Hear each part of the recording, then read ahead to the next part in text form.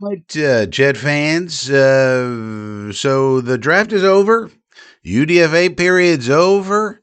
What the hell are we gonna do now? Well, we got rookie minicamp coming up the end of this week, then more of a lull. We do have the schedule release, so we'll be able to have sketch out how many wins and losses we'll have when we know the precise order of the games and so forth and so on. But even after the draft and the free agency, there's still some holes on this roster. And we still have some ways to fill those holes. Now, we did get some news today. One of the options at backup quarterback, for example, Tyrod Taylor, off the board. He decided to go to the Green Bay Packers, and good for him. Chase a championship, backup Jordan Love. Sounds good to me. So, but that's one of our options that's off the table. Now, where are we in terms of this Rasta anyways? You might be saying to yourself, well, here it is. On offense, I think we're looking pretty good. I would love to add another wide receiver to the room here, but I think we're probably going to stand pat considering that you could look at Kenyon Sadiq as a quasi wide receiver. We're going to be in 12 personnel more, which means 2 tight ends on the field. So Mason and Kenyon probably on the field at the same time, and Kenyon runs like a wide receiver, so you can do all sorts of things with him. And so that's probably the thinking there. We don't need to spend big on a wide receiver when we're going to be in so much 12 personnel, 2 tight ends, 2 wide receivers, 1, running back on the field. And so why spend our money on the wide receiver room? Now, the only other thing, again, backup quarterback, now they may decide, hey, what we want to do is give Cade Klubnik all the second team reps in camp. A way to get him some experience. We want to try to develop this kid, obviously for the long term. Either maybe he could start, probably not. Maybe he could be our long-term backup. Either way, needs reps. And if we sign a Tyrod Taylor type or Cooper Rush or, Russell Wilson, they're going to take the second team reps. So maybe that's what they're thinking. And knowing that they have this Bailey Zappi in their pocket, maybe what they do is early in the season, Bailey Zappi, even with a lack of reps in camp, is your not emergency, but is your backup. And, we just hope and pray Gino doesn't get hurt. And then, but eventually, maybe, depending on how Klubnik develops, and hopefully develops quickly. At some point, game 8, game 9, maybe he becomes QB2 and moves into the backup role. And maybe that's what they're thinking in terms of getting him ready, because not knowing either way, let's say if Gino's good or if Gino's bad. If Gino's good, then we sign him to a longer term deal to bridge forward, not knowing what we're going to be able to get in the draft next year. And it doesn't really hurt if at some point you want to make the L switcheroo to say Cade Klubnik. That's good. But then again, what if Gino's bad? Well, if Gino's bad, then Klubnik comes in when he's ready, and we see what he's got, and hopefully blows the doors off of it. He's our franchise quarterback. We go into next year with our quarterback and with 3 first-round picks, and watch out. Yeah, right. That's not going to happen, Frankie. Yeah, well. But so we might get a Cooper Rush type. We might get a Russell Wilson. We might not. Who knows? Either way, it's fine. You can live with Bailey Zappi in the situation where we're in. Basically then it would just be speed up Klubnik's development here. All right. Well, but this defense, so-called, it needs some work still. Now, the front part of it looks pretty good. Much better than last year, but that's not saying much. I do think this Darrell Jackson's going to be a player, 20 snaps a game, something like that, run stuffer. We got a lot of run stuffers in here. Now, people don't want to get excited about run stuffers. People are saying there's not a lot of difference makers here, but I would argue that Phillips, Onyemata, Briggs, Jackson, going off his college tape, and Sweat are all difference makers in stopping the run. You have to stop the run. And so we got, and then if you can do that with Bailey and McDonald on the edge and get people in third and long, now you have people who can rush the passer, and Bailey, McDonald, even Osai, to a degree. And so, I mean, I think we're good there. Now you may say, well, but Sherwood stinks and Davis is a million years old. What are we doing here? Well, DeMario Davis played at an elite level last year. Why can't he do it again? And Sherwood's problem was that he took on green dot duties when he was not ready to do so. All of the mental stuff overwhelmed Jamian is what I am banking on. And I think he's going to go. Now, DeMario is going to be our green dot. He can handle all that. Savvy veteran. And Jamian's going to go back to being see-ball, hit-ball, linebacker, and that's it. That's what he's going to do. And he's already proven he can do that. So I think we're going to get back to Jamian Sherwood being talked about as a Pro Bowl-ish player.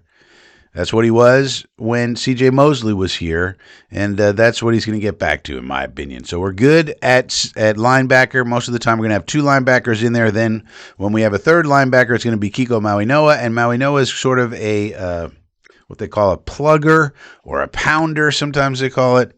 He's just going to hit the hole, and he's just going to be there for run defense, and he can do that.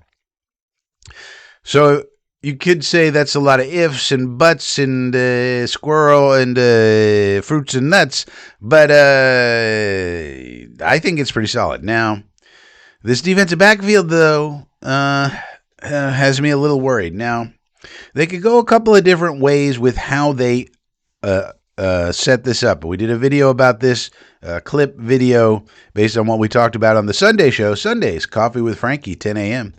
If it's Sunday, it's Coffee with Frankie at 10 a.m. You can join the conversation. We have good chat with the live chat, as always. But the idea here is I started thinking about this more because Minka came in and he said something strange. We all said, oh, Minka, great, a safety, fantastic, we love it, beautiful. And we signed him up to a contract extension. Okay.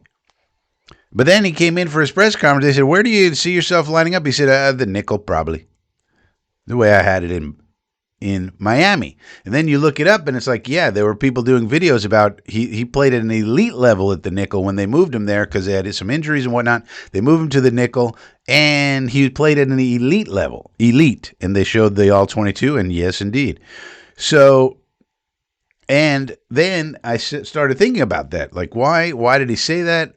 Then you notice, oh, he played an elite level at that position. It's a very important position. And number two or three, depending how you look at it, we also have two of his coaches here, Duker and Slowick.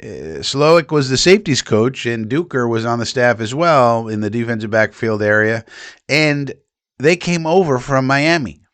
So it's pretty obvious to me what happened here. Fitzpatrick, before he signed his deal, he went to Duker and Glenn and Slowick and said, okay, how are you fellas going to use me here before I need to know before I sign this extension?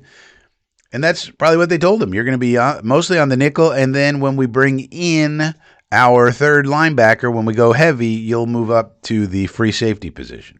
We're not going to take Minka off the field if this is the alignment. So that being the case, regardless of what I would do, that's probably what they want to do. And that means, but then after that, they went and drafted D'Angelo Pons, who was mostly an outside corner in college. So, seems to me they probably want Pons and Stevens as your corners. Maybe Azaria comes in next year after Stevens leaves. But that leaves us a little bit vulnerable in the safety position. Now, Dane Belton's coming over from the Giants as a strong safety. He is a good tackler. I think he can thrive in that role. Now, we got to see it, so you could say that's a big question mark, Frankie.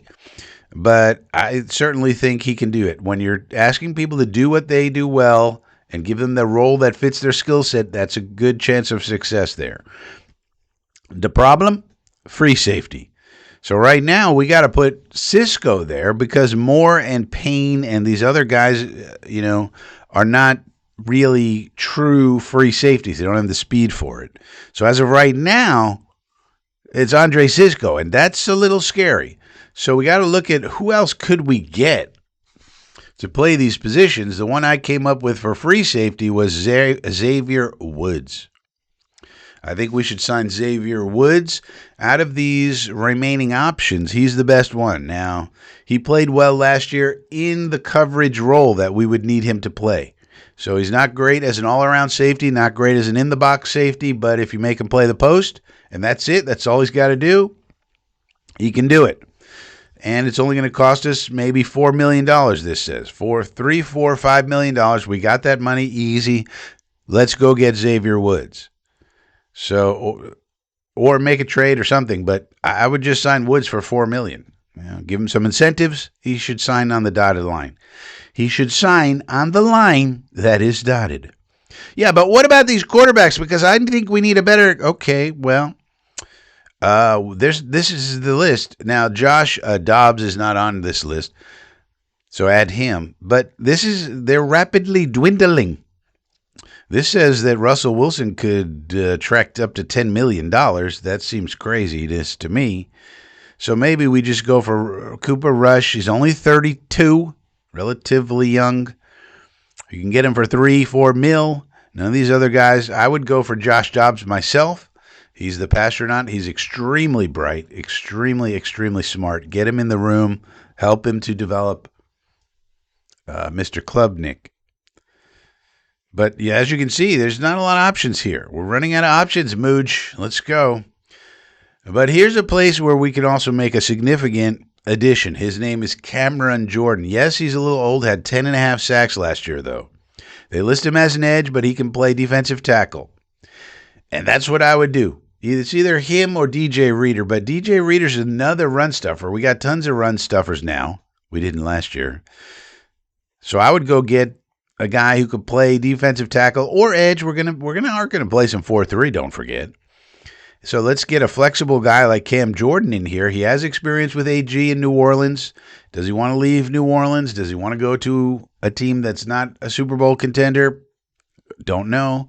But that would be a guy that I would be incentivized to give. This says $6 million. I would give him a $7 million. Pay the Jets tax, and then I'd give him incentives up to 10. Based on sacks. He wants to get a lot of sacks anyway. It's his Hall of Fame case, adding to the sack totals, and so forth and so on.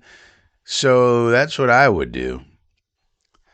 But I think if we did, 2 out of 3 of those things, I mean, imagine instead of Mozzie Smith, we have Cam Jordan there, and we get Xavier Woods here, and by that point, Cisco probably goes back here to third string because these two are pretty much your backups here. You just don't want Malachi Moore starting, I don't think. And maybe Max Payne, that's our nickname for VJ Payne, Max Payne. Maybe he eventually overtakes Belton. That'd be nice to start at strong safety. That'd be wonderful. But in any event, we need to replace Cisco. That's the one need we have, in my opinion. Now, we could configure this differently. If Fitzpatrick is a full-time safety, he plugs in here, and then Pons plugs in here, maybe as a nickel, and that solves your problem that way. But I don't know. Minka seemed pretty matter-of-fact about the fact that he's playing nickel. So we'll have to see how it all plays out. The options are dwindling. I would say, but that's where it stands.